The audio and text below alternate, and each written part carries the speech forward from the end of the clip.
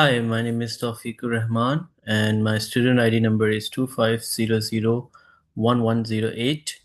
And this is assessment 3, which is about critically evaluating the program of student learning. So today I will be representing my critical evaluation for the major product project title Evaluating the Program of Student Learning and Discoveries Making Music. The project is based on the connecting with practice videos where the children engaged in outdoor musical exploration using pots, pans, and various utensils to create sounds. The aim of this evaluation is to reflect critically on how this learning experience supports children's learning, well-being, and development in aligned with Early Year Learning Framework version 2.0 and national quality standards. So, topic of discussion for today's presentation is about what were children's reflects on their own learning. Then we're gonna discuss about how did the children engage with the learning, what did they learn, and how do you know what learning outcomes were achieved. How could you extend on the learning further? And then we're gonna discuss about additional resources that may be used and what were the outcomes we achieved and all these stuff. So, first I'm gonna present the introduction. So, in the making music video, children explore sounds through outdoor play by using recycled kitchen items such as pots, pans, and metal pipes. The play-based experience was designed to nurture creativity, sensory engagement, and cooperation. The educators supported the children's natural curiosity while ensuring safety and inclusion. The purpose of this reflection is to evaluate how effectively the learning experience promoted the children developments and to identify opportunities for improvement. The evaluation focus on how the experience aligns with the EYLF outcomes, teaching strategies used by the educator, and the impact on children's engagement and reflection. It also considers the next step that could be taken to extend learning and support professional growth for educators. So first we're going to discuss about children reflection on their own learning. So children in this scenario showed natural reflection through their conversation and gesture and action. For example, Jay's statement was this is good for conducting, reveals her self awareness and imaginative thinking. She identified herself as a leader and began to use movements to represent music. Children laughed and encouraged each other, showing that they valued the sound they make and look pride in their discoveries. These reflections highlight the children were not only enjoying the experience but also making sense of what they were creating. Accordingly to EYLF Outcome 4.0, this demonstrates the development of curiosity, cooperation, confidence, and persistence as dispositions for learning. The experience empower children to take ownership of their play, leading to meaningful reflection and deeper understanding. Next, we have engagement and learning evidence. So, throughout the video, the children were highly engaged and they explored different objects, tested sound variation, and used both fine and gross motor skills while creating rhythms. Engagement was evident through their focused laughter and continuous experimentations with different tools. They also cooperated, taking turn, offer suggestions, and work together to create different beats. This active participation reflects the concept of learning through doing, where play becomes the foundation for the discovery. In line with the Wojcicki social constructive theory, children learn by interaction with each other and their environment. From an EYLF perspective, outcome 5.3, which says children express ideas and make meaning uh, and and make meaning using different media, was clearly demonstrated through their musical experimentation and communication. Next, we have learning outcomes. What learning outcomes we have achieved? So several EYLF outcomes were achieved during the experience. First, under outcome one, the children developed a strong sense of identity. They worked confidently and collaboratively, showing the belonging and respect for one another. Secondly, under outcome three, their physical well-being was enhanced through sensory management, hand-eye coordination, and rhythm control. Then outcome four was evident as they explored hypotheses and experimented with different materials to discover how sound is produced. Then we have outcome five, which is about communication, was achieved as children expressed their feelings and ideas through non-verbal and verbal interaction. They use rhythms, tunes, and sound as a symbolic communication to express joy and curiosity. The experience therefore address multiple EYLF learning outcomes in a holistic way: connective, cognitive, social, and emotional growth. Now, what's the educator roles and strategies? So, the educator role in this experience was crucial. Rather than leading the play, she acted as facilitator, observing, guiding, and supporting when necessary. For instance, when the educator helped to adjust the drums for accessibility, it demonstrated responsiveness and inclusion. She encouraged children to problem solve, communicate, and share the space. Her interaction were gentle, non-intrusive, and foster autonomy. This aligns with EYLF's principles of intentional teaching, where educators extend learning through thoughtful engagement rather than direct insertion. And, her strategy created a safe environment where children could take risks, make decisions, and learn through natural curiosity. This approach reflects national quality standard, and the quality area one, focusing on children practice that promotes active and play-based learning.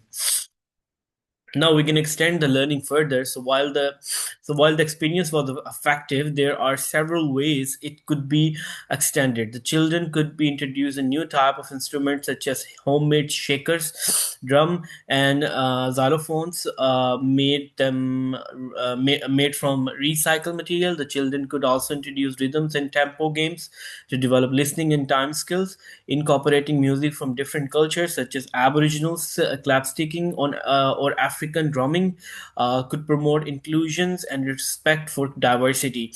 To support language and literacy, children could could record their sounds and create stories or lyrics to accompany their music. Another extension ideas is to allow children to document their sounds visual using drawings or simple graphic notations. These extensions would encourage creativity, problem solving, and cultural awareness while deepening the learning experience. Now, what additional resources we have? Additional resources could strengthen this type of learning experience. For instance, including recycled material like tins, bottles, and containers filled with rice or beans could extend sound variety.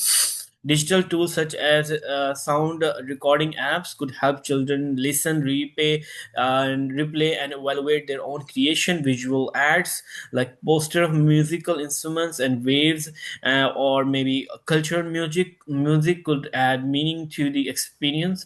Providing art material for children to decorate their instruments could enhance identity and ownership. All the resources should follow safety standards under national quality standard and the quality area 3 that ensures the environment is safe, inclusive, and stimulating for all the children.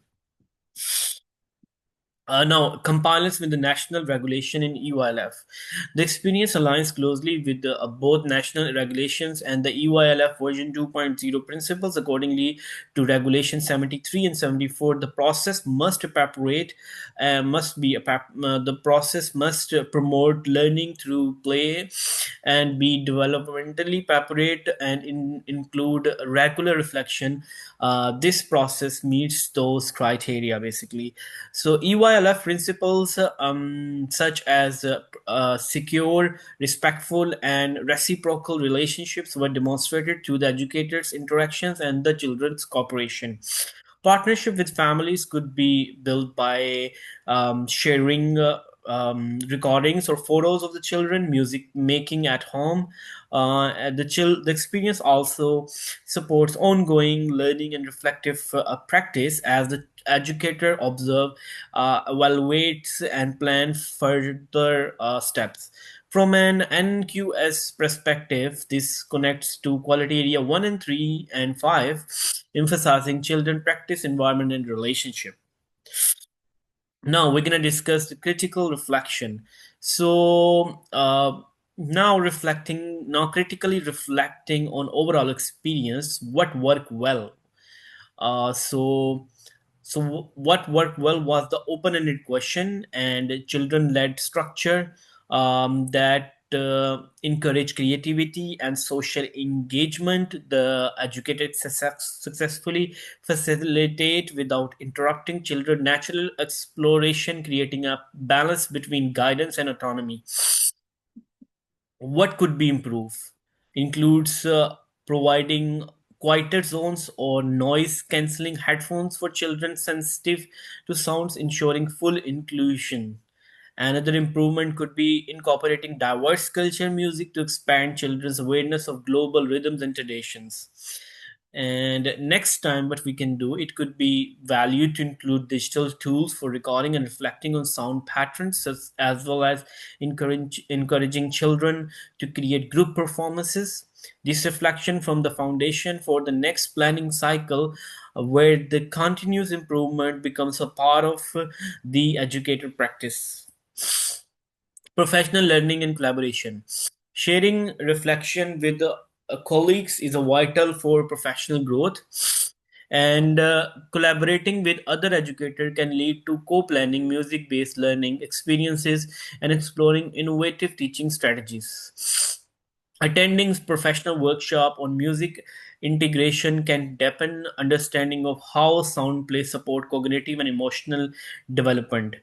Recording and sharing children's learning journey during team meeting helps staff to evaluate teaching practices together.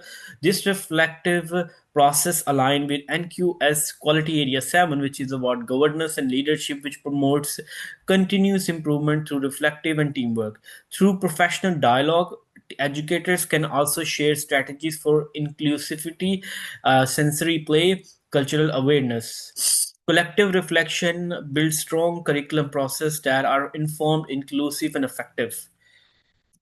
Next, we have self evaluation as an educator. From a personal perspective, this experience highlights the importance of reflective and responsive teaching. My strength as an educator include observational awareness, allowing children to explore independently and providing support when necessary. I valued creativity, play, and joyful learning as the foundation of early education. However, I also recognized area for growth, particularly in integrating cultural and linguistic diversity more depth into musical experience.